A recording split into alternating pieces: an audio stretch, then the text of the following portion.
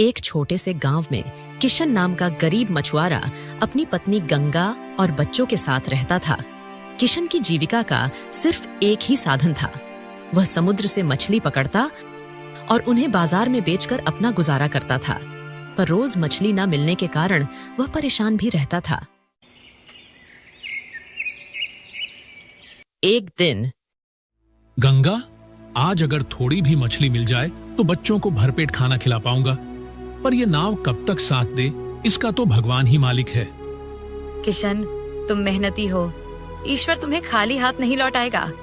किशन, अब तुम जाओ, मैं तब तक बच्चों के लिए सत्तू बना देती हूँ। इसके बाद किशन जाल लेकर समुंदर की ओर बढ़ता है। वहां पहुंचकर वह अपनी नाव लेकर समुद्र में जाता है। समुंदर, तू ही मेरा भगवान है, तेरे सीने से ही रोटी निकालता हूँ, आज थोड़ा रहम कर देना। मछलियां पकड़ते हुए किशन की नाव हिलती है, मगर वो हार नहीं मानता। घंटों की मेहनत के बाद वह कुछ मछलियां पकड़ लेता है। जय हो, आज सही से बच्चों का पेट भर जाएगा। किशन खुशी से मछली लेकर गांव की ओर लौटता है। गांव लौटते वक्त सेठ भूपाल की हवेली के पास से किशन गुजरता है। सेठ के आदमी उसे रोक लेते हैं। किशन, पिछले हफ्ते का उधार चुका नहीं पाए और अब मछलियां बेचने जा रहे हो? पहले मेरा हिसाब दो। सेठ जी, बच्चों ने 2 दिन से ठीक से खाना नहीं खाया। आज मछलियां बेचने दीजिए, शाम को आधा पैसा आपको दे दूंगा। तेरी औकात क्या है मुझसे सौदा करने की? अभी तेरी सारी मछलियां जब्त करता हूँ। सेठ के आदमी किशन की टोकरी छीन लेते हैं। किशन हाथ जोड़ता है। सेठ जी, रहम करिए, ये मेरे बच्चों के पेट का सवाल है। सुन, तू गरीब पैदा हुआ है, गरीब ही मरेगा। अरे क्या फायदा ऐसी मेहनत का जिससे तू कर्ज नहीं दे पा रहा? तेरा तो मर जाना ही बेहतर है। किशन वहीं जमीन पर बैठ जाता है। उसकी आंखों से आंसू बहते हैं। कुछ लोग ये सब देख रहे थे, मगर कोई कुछ नहीं कहता। इसके बाद किशन खाली हाथ घर लौटता है। किशन को इस प्रकार दुखी देख गंगा उससे पूछती है, किशन, क्या हुआ? मछलियाँ कहाँ हैं? सेठ ने सब छीन ली गंगा, हमारे भाग्य में शायद भूख ही लिखी है। नहीं किशन, तुम हार मत मानो। भगवान देर करते हैं पर अंधेर नहीं। हम लड़ेंगे सेठ के जुल्म के खिलाफ। रात का समय, झोंपड़ी के अंदर दीपक की मध्यम लौ जल रही थी। गंगा रोटियों की जगह बच्चों को सत्तू का पानी पिला रही थी। बच्चों की आंखों में भूख और थकान थी। माँ, पेट में बहुत दर्द हो रहा है, कुछ खाना है क्या? भैया, माँ रो रही है, कुछ मत मांगो।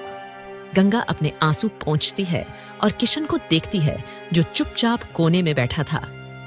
किशन, क्या हमारी मेहनत से भी बड़ा है उनका जुल्म? क्या ईश्वर अंधा हो गया है? नहीं गंगा, ईश्वर सब देख रहा है, पर शायद वो चाहता है कि हम पहले खुद अपनी चुप्पी तोड़ें। रात गहराती है, बच्चे भूखे ही सो जाते हैं। अगली सुबह गांव में सेठ भूपाल का आदमी गांव वालों को धमका रहा था। किशन और गंगा दूर से यह सब देख रहे हैं। जो सेठ के खिलाफ बोलेगा उसका हश्र भी किशन जैसा होगा, याद रखो। इतना कहकर वह वहां से चला जाता है। लोग डर के मारे चुप थे। तभी किशन का दोस्त रामू पास आता है। किशन भाई, तुम्हारी हालत देखकर दिल फट जाता है, लेकिन हम भी कब तक चुप रहेंगे? अगर तू लड़ेगा तो हम भी तेरे साथ हैं। ये सुनकर किशन के अंदर कुछ हिम्मत आती है। वह सभी गांव वालों से कहता है, भाइयों और बहनों, सेठ ने हमारी मेहनत लूटी है, बच्चों की रोटियां छीनी है। क्या हम यूं ही डरते रहेंगे? जो आज मेरे साथ हुआ है, कल आपके साथ भी हो सकता है। नहीं किशन भाई, अब बहुत हो गया। हमारे पास कुछ नहीं, पर हमारी एकता सबसे बड़ी ताकत है। हाँ, हम अपने बच्चों के लिए जान भी दे देंगे, पर अब और अपमान नहीं सहेंगे। तभी सेठ अपने गुंडों के साथ वहां आता है। अरे क्या करोगे तुम सब? मेरे पास पैसा है, ताकत है, गुंडे हैं। तुम लोगों के पास क्या है? हमारे पास भूख है सेठ, और भूखे इंसान से ज्यादा खतरनाक कुछ नहीं होता। तू मुझे धमकी दे रहा है? ये धमकी नहीं है सेठ जी, ये चेतावनी है। अब अगर किसी गरीब की रोटी छीनी तो पूरी हवेली हिला देंगे। सेठ खामोश हो जाता है। उसके आदमी भी एक पल को हड़बड़ा जाते हैं। रात का समय, सेठ गांव वालों की बातों की वजह से बहुत गुस्से में था। वो क्रोधित होकर अपने गुंडों को बुलाता है। सुनो, किशन को सबक सिखाओ, बहुत उड़ रहा है। जाओ और उसकी नाव जला दो। मैं भी देखता हूँ कि ये मछली कैसे पकड़ आता है। इसके बाद सेठ के गुंडे किशन की नाव के पास जाकर नाव में आग लगा देते हैं और वहां से भाग जाते हैं। अगली सुबह किशन मछली पकड़ने जाने लगता है। तभी गंगा उससे कहती है, किशन, आज मैं भी तुम्हारे साथ चलूंगी। क्या पता आज भी सेठ तुमसे मछली छीन ले। ठीक है, चलो। किशन और गंगा बच्चों को ठीक से सुलाकर मछली पकड़ने चले जाते हैं। लेकिन जैसे ही वे वहां पहुंचते हैं तो उनकी आंखें फटी रह जाती हैं। किशन, देखो, हमारी नाव किसी ने जला दी। किशन द्वारकर नाव के पास जाता है, मगर तब तक आग सब कुछ निगल चुकी थी। वह जमीन पर बैठकर रोने लगता है। तभी एक बाबा किशन को रोता देख उसके पास आते हैं। बेटा, आंसू बहा लेना कमजोरी नहीं होती, लेकिन उन आंसुओं से कुछ बड़ा करने की ठान लेना वही असली ताकत है। बाबा, मेरा परिवार भूखा है, लेकिन मैं अब किसी से डरूंगा नहीं। सेठ के खिलाफ आवाज उठाऊंगा, चाहे कुछ भी हो।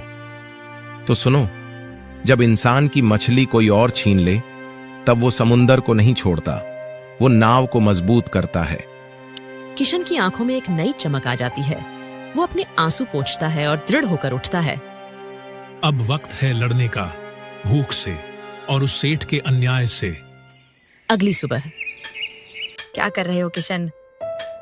उम्मीद बना रहा हूं, हमारे बच्चों के लिए और हमारे कल के लिए। ये सिर्फ नाव नहीं है किशन, ये हमारे सपनों की नई शुरुआत है। चाहे हाथ छिल जाए, पर हमारा हौसला नहीं टूटेगा। तेरी बातें ही मेरी ताकत हैं गंगा। तू है तो मैं हार नहीं सकता। उधर सेठ अपनी हवेली में अपने आदमियों के साथ बैठा था। वह गुस्से में तमतमाया हुआ था। सेठ जी, किशन ने दूसरी नाव बना ली है और मैंने सुना है कि वो आपसे बदला लेना चाहता है। क्या? ये किशन अब बर्दाश्त के बाहर हो गया है।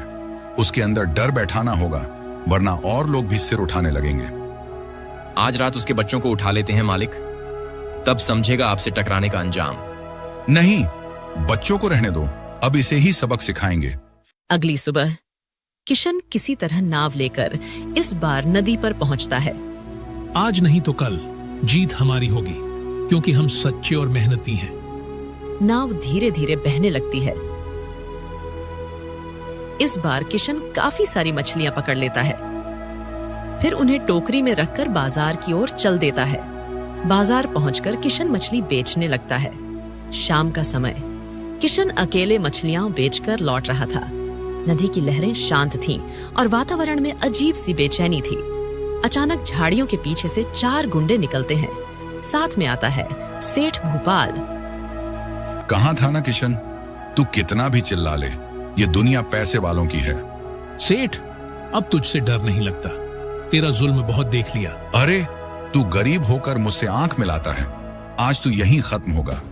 गुंडे किशन को पकड़ते हैं और उसे खींचकर नदी की ओर ले जाते हैं। नदी के किनारे गुंडे किशन को पैर से बांध देते हैं। सेठ खड़ा देखता है, जैसे उसका कोई शौक पूरा हो रहा हो। सेठ, तू मेरी देह को मार सकता है, मेरे इरादों को नहीं। जब जब कोई गरीब रोएगा, तू मेरी आवाज सुनेगा। चिंता मत कर, अब तुझे आवाज उठाने के लिए सांसें नहीं मिलेंगी।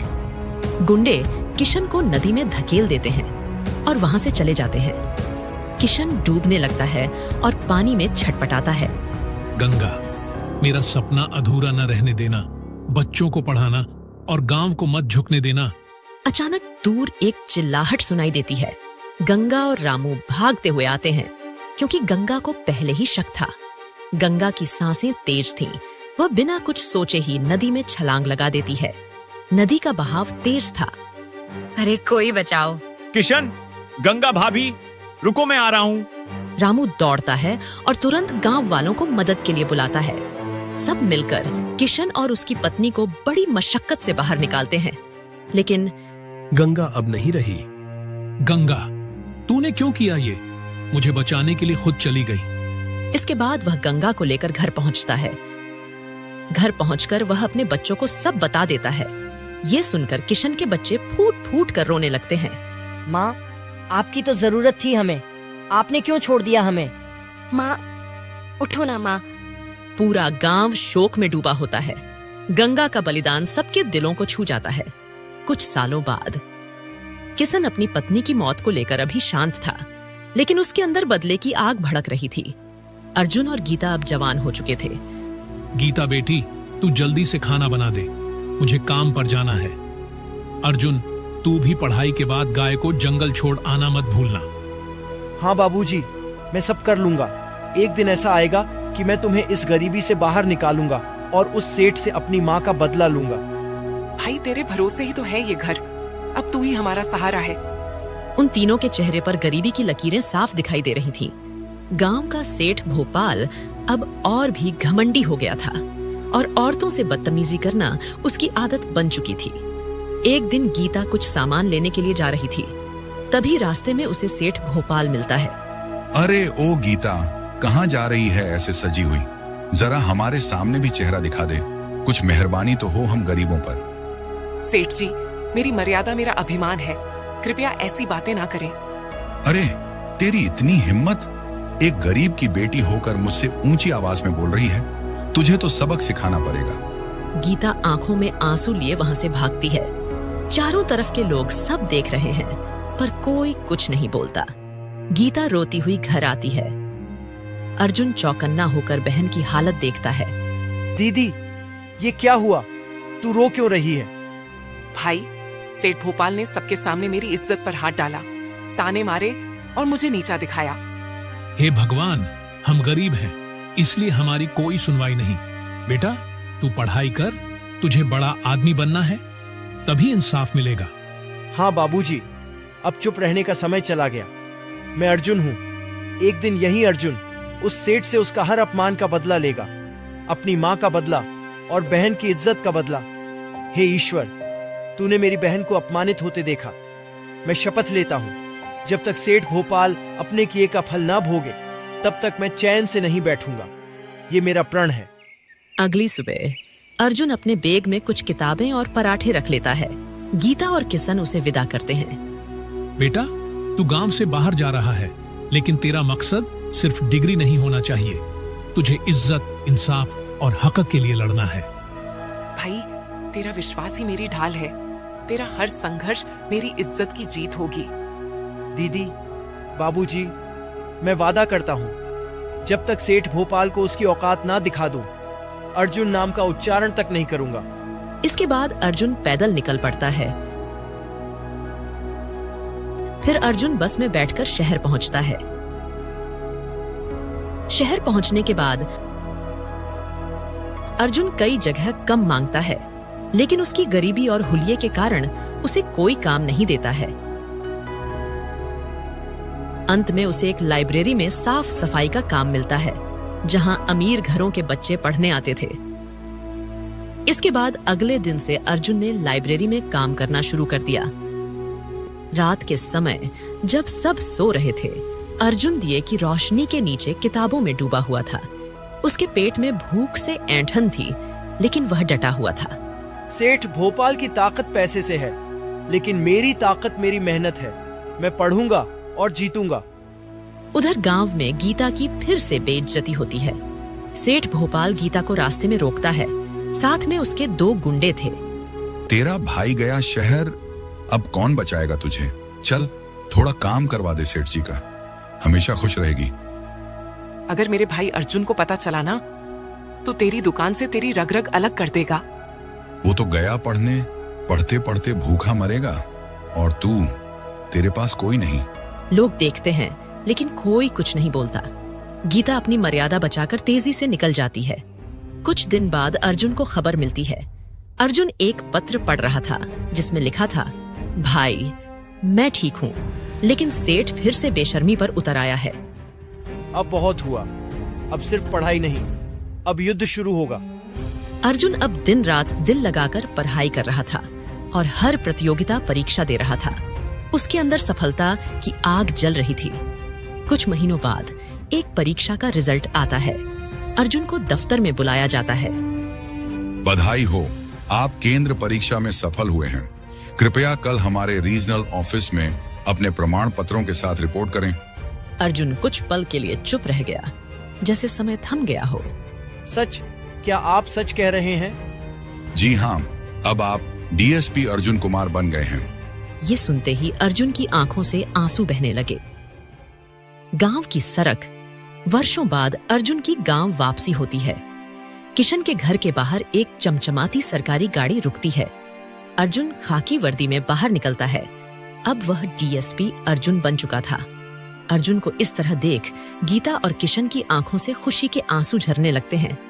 भाई, तू तो सचमुच शेर बन गया। तूने कर दिखाया। आज मेरा जमीर वही है, पर अब मेरा बेटा मिट्टी से सोना बन गया। अब कोई गरीब बहन रोएगी नहीं। अब सेठ जैसे राक्षस डरेंगे और मैं अपनी माँ का बदला लेके रहूंगा।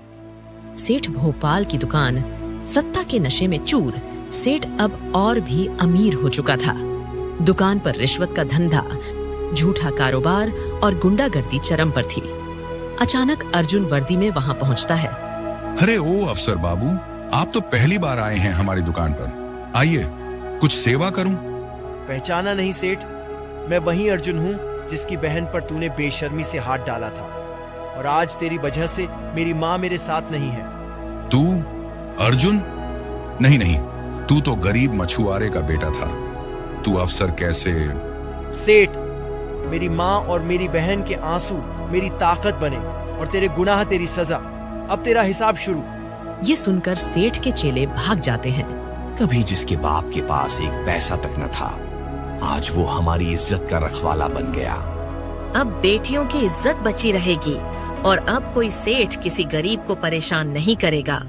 इसके बाद अर्जुन सेठ के खिलाफ सबूत इकट्ठा करता है, जिसमें गलत दस्तखत करवाना, पंचायत पर दबाव डालना और गांव की जमीनें हड़पना आदि शामिल था। अर्जुन, तुझे याद है ना मैं कौन हूँ? तू मुझे ऐसे थाने लाया है जैसे कोई अपराधी हूँ। यही तो तेरा भ्रम था सेठ भोपाल। तू सोचता रहा कि पैसे से कानून को खरीदा जा सकता है, लेकिन अब नहीं। मैंने क्या किया है? कौन सा जुर्म? तो सुन, कर्ज में डूबे गरीबों से जबरदस्ती वसूली, मछुआरों की मछलियां लूटना, गलत दस्तखत करवाना, पंचायत पर दबाव डालना और गांव की जमीनें हड़पना। गवाह हैं पूरे गांव वाले और मैं खुद। सेठ चुप हो जाता है। इसके बाद अर्जुन गांव पहुंचता है। सुनो मेरे गांव के साथियों, आज एक बहुत पुराना अन्याय मिटा है। वो सेठ जिसने मेरे पिता से मछलियां छीनी थीं और मेरी मां को छीना और इस गांव के लोगों की मेहनत पर डाका डाला, आज वो सलाखों के पीछे है। लोगों में सराहना और गूंजती है। मुझे याद है वो दिन जब मेरे बाबा की आंखों में आंसू थे और हाथ खाली। मैंने तभी ठान लिया था कि मैं बड़ा होकर इतना मजबूत बनूंगा कि न सिर्फ अपने परिवार को बल्कि इस पूरे गांव को अन्याय से बचा सकूं। और आज मैं तुम सबसे बस एक और बात कहना चाहता हूं। चाहे कोई अपराधी कितना भी झूठ बोले, चाहे जितनी गुंडागर्दी कर ले, वो ज्यादा दिन तक नहीं टिक सकता। जब लोग एकजुट होते हैं और आवाज उठाते हैं तो अन्याय हारता है। सही कहा अर्जुन बाबू, अब कोई हमें डराएगा नहीं। हाँ, मैं चाहे कहीं भी रहूं, लेकिन अब कोई तुम्हें परेशान नहीं करेगा, ये मेरा वादा है। किशन अर्जुन के पास आता है। अर्जुन का हाथ पकड़कर उसे अपने सीने से लगाता है। गीता और गांव वालों की आंखें गर्व से भर जाती हैं।